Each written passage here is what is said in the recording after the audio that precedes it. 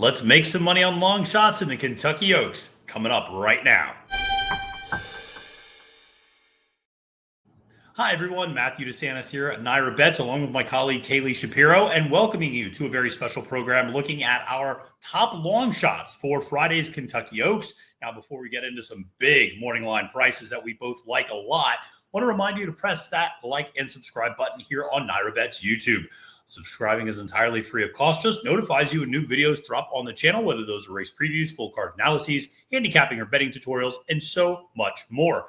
Additionally, if you have yet to sign up with NYRA Bets, make sure to do so right away because we have a very special promo code Derby25 where you can get up to a $200 deposit match bonus and a free $25 immediately deposited in your account that you can use on anything, maybe even betting on one of these long shots that we're going to be talking about today. But listen, Kaylie, the Kentucky Oaks is here. We already have a Kentucky Oaks preview up on the YouTube page. People can check out. You and I both like a horse that's 8-1 in that race. So that's a little bit of a long shot, but a really third choice on the board. But we're going to go with some really big prices. And the interesting thing is over the last 12 years, since they've instituted the point system, you've seen a lot of big prices hit the board and in some cases win this Kentucky Oaks. Yeah, we were looking at that today. Definitely a ton of them that we've seen finish in the exacta and the tri more times they do than they don't. It's especially impressive since the point system started. So we're going to give you guys our top 3 bombs. And one of them is probably pretty likely to finish in the tri or the super. I think one of these is definitely going to finish in the tri or the super. And it's interesting. Over the last 12 years, there was exactly one time that the top 3 horses were 9-1 or less, so that you didn't have a double-digit horse in the top 3. There's also only been one. There was also one time in which all 3 horses in the trifecta were 10-1 or higher. Crazy. So it's just as likely to come up chalky as it is just picking, not throwing darts at the dartboard, but just going with some bombs in this race. But listen, let's talk about our top 3 in this field of 14. And we have some overlap, but I'll kick things off because I have a horse that you don't have on your list, and that is Anna's Promise. And this is a horse that I feel like gets overlooked a little bit and was in a maiden optional claimer actually just 3 races ago. And, you could have gotten a little piece of this horse if you had wanted to in that race. But listen, she is a horse that has good tactical speed, breaking from the number 12 post for Carlos David, Junior Alvarado up on the mount.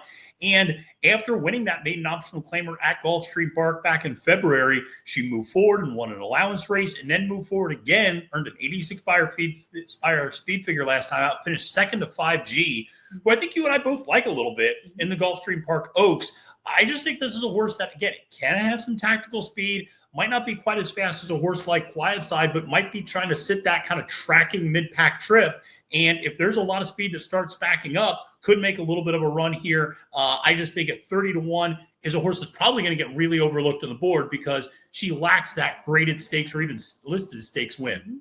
Yeah, I think she's going to be very overlooked on the board. Like I honestly think maybe she could go off. She might be the highest price. She might be one of the higher prices. But honestly, like you're right, has some tactical speed and seems to be improving, at least in her last 3 starts. And she was claimed she's improving and she has good speed to get herself involved in the mix early on. And definitely ran a good second to 5G, who we both have a pretty high opinion on last time out. Yeah. And the other thing to point out is that maiden optional claiming win, it also came off a 3-month layoff between her 2-year-old and 3-year-old season. Possibly she just got better. As she just matured, grew into her body a little bit more, and just physically developed. So Anna's Promise is one for me. Your number 3 is my number 1. So we'll both talk about her a little bit. And this is a horse we got to see up close and in person down at Keeneland when she was there. That's early on for Saffie Joseph Jr. I know you and I both, clearly me even more so than you, we were both kind of taken by this one when we got a chance to see her a little bit. Yeah, I have a lot of respect for this filly. I think she's pretty nice coming in here. Definitely was happy to get the chance to see her in person. She looks like she's going to love every inch of ground that she can get. Certainly last time out, going the mile in the 8th distance, she was sitting closer than she ever had before to the pace compared to her Virginia Oaks run. So there was 2 good races that she she ran in complete different styles. One, on a speed favoring track, making up ground. And the next one last time out where she was forwardly placed and she ran a really good race. So in my opinion, I mean, I think that she can, obviously, I know you have her higher on your list, but I think that she's one that's very smart to include in supers that, should probably be coming maybe from mid-pack that I can see gobbling up some ground late. Yeah, I think she's a horse I just really like. She's a big physical specimen of a horse sired by Union Rags out of a distorted humor mare. So it's possible you get a little bit more speed underneath in that regard to match with the kind of distance pedigree of Union Rags. And Safi, when we had a chance to talk to him, he said, listen, the real goal, honestly, is the Grade 1 Alabama later in the year. He thinks that's when this horse is going to run her best. You give her a mile and a quarter, that's when she's just going to keep running. She's going to get better as she goes longer. He goes, it wasn't surprising that when we stretched her out, that's when she did really well. She showed a little bit of speed in that maiden breaking win. She sat, within a length or two of the pace. It was in that Virginia Oaks. She was a little further back. It was a shorter field as a result. And that was a speed favoring track that day. It made a big run to get up for second, nearly got to Fondley. If the race was maybe another 16th of a mile, probably was going to get past her.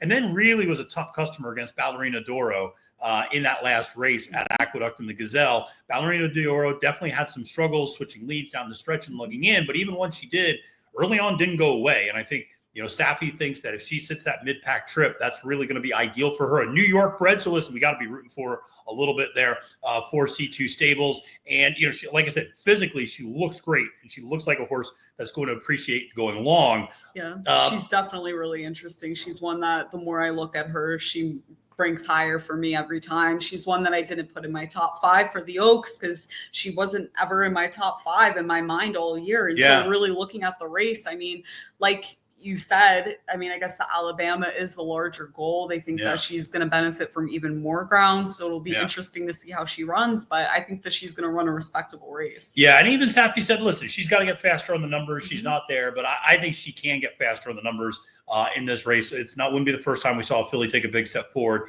at Churchill Downs in a big race. But listen, let's talk about the horse that beat her in that Virginia Derby, who's your number 2 long shot. And that is the Grand Motion trainee Fondley. 20-1, very lightly raced horse, only making her 3rd career start. Yeah, very lightly raced. It's not really like Grand Motion to move horses up that quickly. I mean, right off the maiden win, she was moved up into listed stakes company and obviously ran a really good race that day.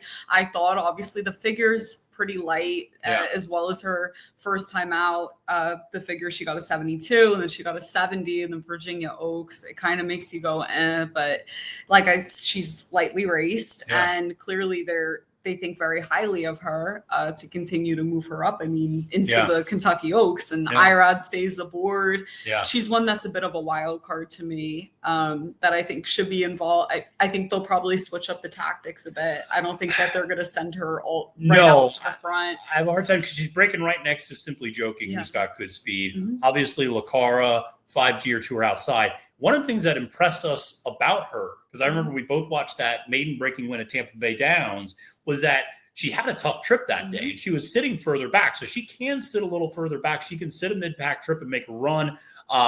Listen, Graham isn't one to progress horses beyond their capabilities early in their career. So the fact that he feels confident taking her to the Kentucky Oaks here and running her kind of tells you what he thinks. But I think this is another one. I agree with you. If this list was 5 horses long, would absolutely be in my top 5 long shots. I definitely like this filly quite a bit. Listen, let's talk about a horse that I have at number 2. You have number 1. If it's rainy, folks, this is a horse that you want to be including. If it's a sloppy track, bless the broken. 30-1 for Will Walden. Love the slop 3 races back. Really was one of the only horses making up ground on Good Cheer that day. And or not Good Cheer that day. Was it Simply Joking that day? I think it was. But yeah, listen, a really nice horse there and Bless the Broken 30-1. Yeah, this one I really, really like. Obviously ran really well that day in the Silver Bullet day, getting up for second, making up a lot of ground in the slop, and then ran pretty well in the Rachel too. Granted, lost by almost 8 lengths to Good Cheer and Goals Light, but ran well that day. And also, I mean, the pace was pretty slow too. Yeah. And then obviously won the Bourbonette Oaks last time out with Johnny V aboard, who's going to be riding her back in the Oaks. I think that this one is one that really moves up if it's going to be a sloppy track, but just in general, even if it's a fair track, which it probably won't be, she could be pretty dangerous. She's a nice filly. I think that she's going to be overlooked. Clearly, she was overlooked on the morning line. And she's one that if she takes just another step up, which she looks like she's going to be able to, she's training really well. I mean, she's been training lights out at Keeneland before she went over to Churchill, and she looks good at Churchill as well. So, I mean, she's a really sneaky horse. I probably am going to play some exactas with her. I have Quiet Side as my top pick, and I think that she is a perfect match underneath. She's one that's going to be making up ground, and when a lot of those front runners are going to be fading. And also, I mean, if we all love a story, and handicapping aside, I mean, if you love Coal Battle and that story, this is just a great story to root for as well. Bless the Broken, and comes from a great trainer as well. So I think that she could be pretty dangerous and one to really root for. Yeah, no, she is absolutely dangerous coming from off the pace. Like I said, if she likes that sloppy track, I think that's the key. I think that looking at that race 2 back is, you know, it was a 4-horse race. She finished 8 lengths back, but I remember watching that replay, and she made a little bit of an early move to try to press that pace. And she ended up flattening out, but it was just such a weirdly run race that day. She's got a lot of talent. And like you said, Johnny V staying aboard, I think is a big deal. She ran well in the synthetic. Listen, really outside of maybe Quiet Side and Good Cheer, who've run 90+ buyer speed figures, everybody else is kind of in the 80s. And honestly, yes, she would need to take a little bit of a step forward, but not a huge step forward. I mean, not like Fondley or early on, who would need to take, you know, a 10-point step forward potentially to win. She honestly would need to take maybe a 5 or 6 point step forward, and she's right there with everybody else. Well, that's just the point. Exactly. Like, besides Quiet Side and Good Cheer, a lot of these fillies, if they ran anything above, you know, in the 80s, it's been kind of a one-off. Like Tenma's big figure big 92 was a one-off. I mean, this is just an honest filly that always runs a good race. So I think that she has a pretty good shot at running a good one in the Oaks. I think she does too. And listen, those are our top 3 Kentucky Oaks long shots. You definitely want to make sure to check out all of our Kentucky Oaks coverage on NYRA Bets. You also want to check out our Kentucky Oaks preview, where we talk about pretty much the entire field, but also share our thoughts on how we're going to be wagering that race, etc. So definitely want to make sure to press that like and subscribe button. Check out all of our great content, and also make sure to use that promo code Derby25. Get up to a $200 deposit match bonus and a free $25 deposit into your account that you can use however you would like. All right. Well, listen, folks, for Kaylie Shapiro, my name is Matthew DeSantis. Wishing you a great, very prosperous day betting long shots at the track, and reminding you that it's now post time.